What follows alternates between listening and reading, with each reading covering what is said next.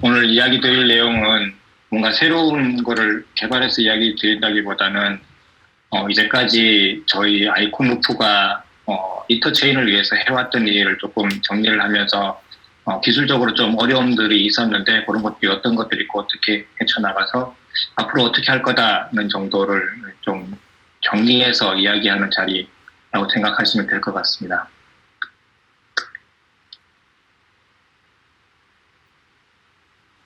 예, 일단 그 인터체인, 인터오퍼러빌리티에 대한 이야기를 조금 먼저 정의를 하고 가야 될 것 같습니다.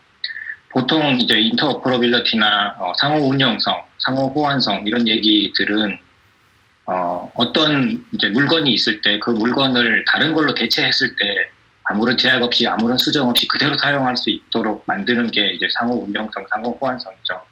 그리고 블록체인, 약간 그냥 보통 시스템 입장에서 보면, 예, 이런 시스템이 하나 있는데, 여기를 B로 이제 대체를 하면 바로 그냥 서비스에서 바로 사용할 수 있는 그런 거를 주로 이제 인터오퍼러빌리티, 호환성 뭐 이런 얘기들을 합니다. 그리고 그때 가장 중요한 거는 이 프로토콜이나 또는 API 또는 데이터 포맷이죠. 그래서 이제 인터오퍼러빌리티 이야기를 할 때 대부분 이런 API 표준, 데이터 표준 같은 것들을 주로 논의하게 됩니다. 이게 보통 이제 일반적인 산업에서의 인터오퍼러빌리티이고요. 블록체인이 오면은 조금 달라지게 됩니다. 그 이유가 이제 블록체인을 가지고 이런 식으로 이제 인터오퍼러빌리티를 구성을 할 수 있습니다. 지금도 이렇게 해서 많이 사용하고 있죠. 이 서비스라고 하는 부분들이 뭐 거래소가 될 수도 있고 DApp이 될 수도 있고 하고 그렇기 때문에 이런 서비스에 어떤 트러스트된 파티가 있어서 이 사람들이 A 블록체인 이용했다가 B 블록체인 이용했다가 예, 하는 거고 A랑 B랑의 관계는 전혀 이제 고려되지 않는 거죠. 근데 이제 블록체인 상의 인터오퍼러빌리티라고 하면 인터체인이라고 하는 크로스체인이라고 하는 부분들이 더 이제 의미가 맞을 텐데 거기 블록체인 특성상 이 트러스트라는 부분이 들어가게 됩니다. 그러니까 블록체인들끼리 커뮤니케이션 하게 될 텐데 그 블록체인들끼리 서로 상대방의 데이터가 맞는지 아닌지를 확인할 수가 있어야 됩니다. 이 부분이 이제 블록체인에 있어서 그 인터오퍼러빌리티를 이야기하는 부분이고요. 이렇게 되면 이 클라이언트가 사용자가 한쪽 블록체인만 접근해서라도 다른 블록체인에 있는 데이터를 참조를 해서 어떤 서비스를 받을 수 있기 때문에 이제 그 다양한 블록체인이 많이 생길지라도 이제 이 클라이언트 하나가 블록체인 하나만 접촉해서 서비스 받을 수 있는 그런 구조가 된다라는 것이 이론적으로 그런 설명이 가능하게 됩니다. 실제는 조금 다를 수 있습니다. 그래서 이제 인터오퍼러빌리티, 상호 운영성이라고 하면 블록체인에서는 이런 모습보다는 이런 모습이라는 것을 조금 감안해 두시고 보시면 좋을 것 같습니다. 인터오퍼러빌리티는 이더리움이 이때 2015년에 그 메인넷이 액티베이스 되었습니다. 그때 그 되자마자 2016년에 다양한 그런 블록체인들이 나왔죠. 주로 이제 이더리움이 퍼포먼스가 TPS가 느리기 때문에 그 부분에 대해서 굉장히 이더리움을 그렇게 안 좋게 보면서 그걸 해결할 수 있는 솔루션이라고 해서 2016년에 굉장히 많이 나왔고 그러다 보니까 인터오퍼러빌리티 이야기가 자연스럽게 이제 나오게 되었습니다. 그게 이제 시발점이 이제 그 비탈릭 부테린이 체인 인터오퍼러빌리티라고 하는 레포트를 적은 게 있는데 여기에 보면 이제 인터오퍼러빌리티에 대한 중요성을 언급하게 되고요. 그 이더리움은 그때 자체적으로 샤딩에 대한 이야기를 시작하게 됩니다. 샤딩이 결국은 이더리움 내에 체인들을 여러 개 만들어 가지고 그 여러 개 만들어진 체인들한테 트랜잭션을 분산해서 진행시킬 수 있도록 하는 게 이제 컨셉이었기 때문에 어떻게 보면 그 이더리움의 샤딩이라든지 그 인터체인이라든지 이런 부분들이 그 비슷한 개념이라고 보시면 될 것 같습니다. 그래서 그때부터 많이 생겼었고요. 대표적인 게 코스모스랑 폴카닷이었죠. 그리고 A1이라고 하는 데서도 그 인터체인에 관련된 블록체인을 만들겠다고 해서 화이트 페이퍼를 만들고 했었습니다. 그 영향으로 이제 저희도 2017년에 그 아이콘 백서를 낼 때 바로 아이콘 자체에 이제 그 하이퍼 커넥트 더 월드 해서 인터체인을 지금 목표로 하는 블록체인이라고 하고 그 다음에 메인넷을 이제 계약 가동하게 됩니다. 이때는 이제 블록체인 그 BTP라든지 뭐 인터체인 기능이 들어가지는 않았고 다른 데도 마찬가지입니다. 인터체인이라는 기능이 들어가지는 않았습니다. 보면 실제로 인터체인 기능이 들어간 거를 보면 2020년 가까이 돼서야 활성화가 되게 되고요. 그 이유를 생각해 보면 아마 이 기간 동안에는 그 블록체인의 트릴레마라고 하는 그런 부분, 스케일러빌리티라든지 성능이라든지 시큐리티 같은 것들을 어떻게 하면 해결할 수 있어서 매스 어댑션 시킬 수 있을까 그 부분에 집중하다 보니까 인터오퍼러빌리티는 좀 우선순위가 낮아져 있는 상태였다고 보시면 될 것 같습니다. 그 이후에 이제 뭐 2020년 정도에 디파이라든지 이런 것들이 붐이 일어나면서 결국은 다른 데에 있는 자산도 옮겨와서 내 디파이를 이용할 수 있도록 해야 이제 시장이 커질 수 있겠다라는 생각에 이 인터체인 관련된 프로젝트들이 계속 활발하게 이제 그 프로토콜들을 연구를 해서 출시를 하게 됩니다. 그다음에 포카닷은 2020년, 코스모스는 2021년. 저희도 작년에 BTP 1.1이라고 해서 메인넷에 적용을 해서 서비스를 준비 중에 있다고 보시면 될 것 같고요. 그 전에 지금 여기 에이온에서 토큰 브릿지라고 하는 부분을 같이 만들었는데 2018년에 만들었다고 돼 있죠. 근데 이 주요 내용은 그 에이온이 그 자기들 ICO 하면서 ERC20 토큰을 만들어가지고 이더리움상에 만들었는데 그거를 메인넷 만들면서 자기네들 메인넷이랑 그 토큰 스왑 해주기 위해서 이 토큰 브릿지를 만든 것 같습니다. 뭐 용도가 좀 제한적이긴 하죠. 그래서 좀 활성화되지 못한 그런 부분도 있는 것 같고 이 시기에는 그렇게 인터체인이 필요한 서비스가 없었다고 보시면 될 것 같습니다. 그리고 이후에 지금 많은 요구사항들이라든지 이런 것들이 생겨나고 있고요. 그래서 그 시기에 생겨났던 것들이 지금까지 계속 있는 것들을 보면 브릿지라는 형태로 많이 나와 있습니다. 왜냐하면 디파이가 활성화되다 보니까 그 디파이에서 사용할 자산들을 다른 체인에서 특히 이더리움이 되겠죠. 그 이더리움에 만들어진 이더리움이랑 토큰이랑 ERC20 토큰들을 그리고 대부분의 사용자가 그것들을 가지고 있을 테니까요. 그것들을 자기들 메인넷으로 가져오기 쉽게 하기 위해서 브릿지들을 다 제공하고 있습니다. 그래서 새로 만들어진 메인넷들을 보면 다 이더리움에서 그 이더리움 ERC20 토큰들을 자기네들 메인넷 토큰으로 이제 가져올 수 있는 브릿지들을 이렇게 기본적으로 다 만들어서 제공하고 있고, 뭐 코스모스나 폴카닷 또 자기네들 서브넷을 그 네트워크들을 만들어가지고 서로 교환할 수 있도록 지원해주고, 그다음에 이런 어떤 메인넷의 디펜던시가 없는 그런 브릿지 프로토콜들도 다 만들어지게 됩니다. 인터체인 프로토콜들도 만들어지게 됩니다. 지금 보면 한 40개, 한 70개 정도의 브릿지가 있다고 보시면 될 것 같고요. 대부분 다 자기 메인넷으로 자산을 끌어오기 위한 용도로 많이 사용하고 있습니다. 인터체인의 일종이라고 보시면 되는데, 뭐 뒤에 차이점은 저희랑의 차이점은 뒤에 잠시 설명을 드리겠습니다. 인터체인을 이용해서 할 수 있는 가장 간단한 게 이제 토큰 전송이죠. 아까 브릿지 같은 것들이 이 토큰 전송을 위해서 사용됩니다.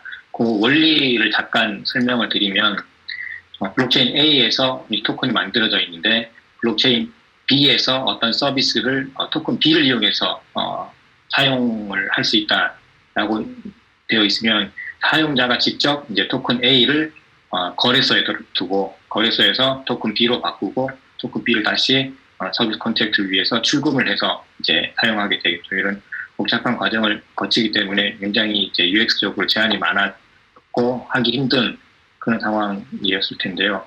이 브릿지나 아니면 인터체인 기술을 이용하게 되면 항상 여기 꼭 세 가지 단계를 거치게 되어 있습니다. 하나는 토큰을 먼저 락을 시키고요. 그러니까 내가 이 토큰을 블록체인 A에서 더 이상 사용하지 않겠다라는 락을 시키고 그 락되었다라는 프루프를 락되었다라는 증거를 이 상대방 체인으로 옮겨줍니다. 그러면 상대방 체인에서는 이게 더 이상 A 블록체인에서 사용되지 않는다라는 증거를 보고 확인하고 거기에 맞게 A랑 똑같은 용도의 랩된 A 토큰 다시를 하나 만들어가지고 그 토큰을 B 블록체인에서 사용할 수 있도록 이제 민팅을 해주는 거죠. 그러면 이 토큰은 블록체인 B에 있는 토큰이기 때문에 블록체인 B에 있는 DEX라든지 뭐 이런 것들을 이용해서 토큰 B로 바꾸고 서비스 컨택트를 그대로 이용할 수 있도록 됩니다. 요 락, 트랜스미트, 민트라는 세 단계가 이 어떤 종류의 브릿지이든지 간에 이런 세 단계를 또 꼭 거치도록 기본적으로 그렇게 되어 있습니다. 아마 블록체인의 특성상 그렇게 되어 있을 것 같고요. 이 브릿지가 하는 역할 중에 이 트랜스미트 락된 증거를 옮겨주는 역할을 하는 부분이 있는데 이게 이제 이 블록체인 자체가 어떻게 트랜잭션을 다른 블록체인에 보낼 수는 없습니다. 이 블록체인에서 외부에 뭐 API를 콜한다든지 트랜잭션을 보낼 수는 없기 때문에 누군가가 이제 락된 트랜잭션이 발생한 거를 보고 이 상대방 블록체인 B로 옮겨줘야 되는데 그 방식이 이제 인터체인에서 이제 구현해야 되는 방식이라고 보시면 됩니다. 이걸 어떻게 옮길 거냐? 일종의 브릿지라고 이야기하는 부분들은 누군가 믿을 만한 서드 파티가 있어서 그 서드 파티가 계속 보고 있다가 트랜잭션이 생기면 이쪽 B쪽으로 트랜잭션을 만들어주는 그런 역할을 하는 게 브릿지인 거고요. 그리고 저희가 지금 하고 있는 BTP 같은 경우에는 똑같이 누군가가 보고 있어서 이 락된 그 트랜잭션을 보고 확인을 하고 이제 블록체인 B쪽으로 옮겨주는데 일반적인 브릿지랑 다른 거는 그 트러스티드 서드 파티가 보면서 이제 그 트러스티드에 의존하는 게 아니라 이 블록체인 B에서 자체적으로 블록체인 A에 있는 그 프루프를 증명할 수 있는, 검증할 수 있는 그런 모듈을 가지고 있어서 이 중간에 그런 트러스티드 서드 파티 TTP를 필요하지 않는 그런 부분들이 BTP의 특징이라고 보시면 되고 조금 뒤에 계속 설명을 드리겠습니다. 이런 서비스를 하게 되면 이제 블록체인 A에도 지갑을 가지고 있어야 되고 블록체인 B에도 지갑을 가지고 있어야 되는 것은 당연하겠죠. 그리고 이 브릿지가 트랜잭션을 발생시키기 때문에 추가적으로 이 브릿지가 수수료를 내야 되는 구조가 되기도 하고요. 어떤 때에 따라서는 이 브릿지가 수수료를 안 내고 사용자한테 전가하기 위해서 이 트랜스미션 하는 거를 유저한테 맡기는 그런 브릿지들도 종종 있기는 합니다. 근데 어떤 부분들이 더 좋을지는 제 그 서비스라든지 이런 기획할 때 아마 고려해서 해야 될 것 같습니다. 또 하나 케이스로는 이건 그냥 한번 예상을 해볼 건데요. 그 ICX로 오픈시에서 뭐 NFT를 구매하자. 지금 오픈시에서 NFT를 구매할 수 있는 거는 그 이더리움 망일 때는 이더로, 클레이턴 망일 때는 클레이로 이렇게 이제 구매를 할 수 있을 텐데, 그 ICX로 구매를 하려면 뭐 그 ICX를 거래소에 넣고 거래소에서 그 이더로 바꾼 다음에 이더로 출금을 해서 오픈시에서 이제 그 NFT를 구매해야 되는 그거를 가지게 되는데, 이거를 브릿지라든지 BTP를 이용하면은 ICX를 이렇게 그 브릿지를 이용해서 이더리움으로 전송을 해서 WICX라는 토큰을 만들고 그걸 이용해서 그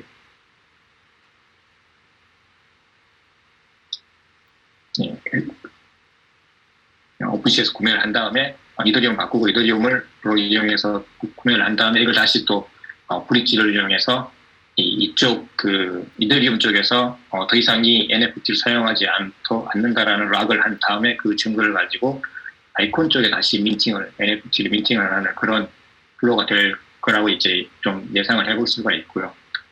이 과정에서 뭐 이게 트랜잭션이 많이 발생하게 되고, 특히 여기의 트랜잭션이 오픈시의 NFT를 구매하는 과정에서 발생하는 트랜잭션일 거고, 이 이더라든지 또는 ICX의 소유주가 아마 그 트랜잭션을 발생해야 될 거기 때문에 트랜잭션 수수료라든지 이런 부분들을 단순히 브릿지에 전가할 수 없을 수도 있고, 뭐 딜리게이션이나 이런 부분들이 필요할 수도 있고 해서 완전히 이제 그 지갑 두 개가 지갑 하나로 어떤 서비스를 이제 받을 수 있는 상황은 아닐 것 같다라는 생각이 듭니다. 이 부분에 대해서는 조금 더 아마 서비스 레벨에서 생각해 볼 필요가 있지 않을까 싶고요. 만약 이런 트랜잭션들을 사용자가 아닌 뭐 중간에 대행을 해준다든지 할 수 있다 그러면 ICX 사용자 입장에서는 그냥 오픈시 NFT를 그대로 구매를 할 수 있기 때문에 아무런 그런 UX 상의 변화 없이 할 수 있기 때문에 좀 더 나은 서비스 환경을 구축할 수 있지 않을까라는 생각이 들고, 그런 쪽에 이제 BTP라든지 이런 인터체인 기술이 유용하게 사용될 수 있을 것 같습니다. 이제부터 좀 기술적으로 갈 것 같은데요. 인터오퍼러빌리티, 그러니까 인터체인의 방식에는 지금 크게 세 가지가 존재합니다. 그 종류가 세 가지가 있고요. 하나가 아까 브릿지라고 이야기 드린 방식이고, 중간에 이런 트러스티드 서드 파티가 있어서 이 블록체인 A와 B의 어떤 발생한 트랜잭션에 대한 공증을 해주는, 증인 역할을 해주는 부분이고, 이 노탈이라고 하는 TTP는 이 개인이 뭐 어떤 한 노드 하나가 될 수도 있고요. 아니면 그 멀티시그를 가진 여러 개의 노드가 될 수도 있을 것 같고, 아니 이거 자체를 블록체인으로 형성할 수도 있을 것 같습니다. 어쨌든 블록체인 A와 블록체인 B랑 상관없는 또 다른 파티가 생기는 거고요, 엔티티가 생기는 거고, 그 부분을 가지고 인터체인을 구현하는 방식입니다. 폴카닷이 이거랑 비슷하다고, 그 메커니즘 상으로는 좀 비슷하다고 볼 수는 있는데, 완전하게 그렇게 폴카닷이라고 이야기 드릴 수는 없을 것 같습니다. 그냥 현재 브릿지 방식이라고 보시면 될 것 같고, 그다음에 릴레이 방식은 조금 더 다시 설명을 드리겠지만, 그 그림에서도 같이 그림에서도 같이 이제 좀 그 복잡하게 이루어진 게 있는데, 그 복잡한 이유는 이런 메인 체인이랑 세컨더리 체인, 이 두 체인 사이에 서로 상대방의 체인에 대한 정보를 다 가지고 있어야 됩니다. 여기도 이렇게 보면 메인 체인이 세컨더리 체인에 대한 정보를 다 가지고 있는 거고요. 세컨더리 체인도 메인 체인에 대한 트랜잭션 정보를 다 가지고 있게 돼서 그 부분에 대해서 그런 복잡한 부분이 있고요. 대신에 이렇게 상대편 체인의 정보를 다 가지고 있기 때문에 중간에 어떤 그 브릿지와 같이 중간에 TTP가 필요 없는 그런 구성을 할 수가 있다는 게 장점이 됩니다.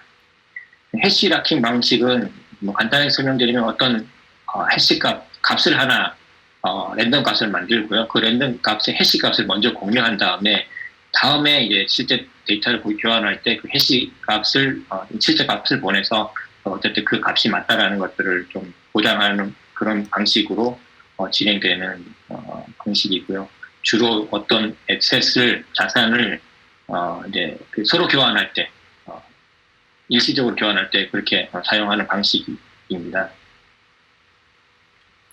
이 방식을 써서도 하는 부분들도 좀 솔루션들도 좀 있습니다.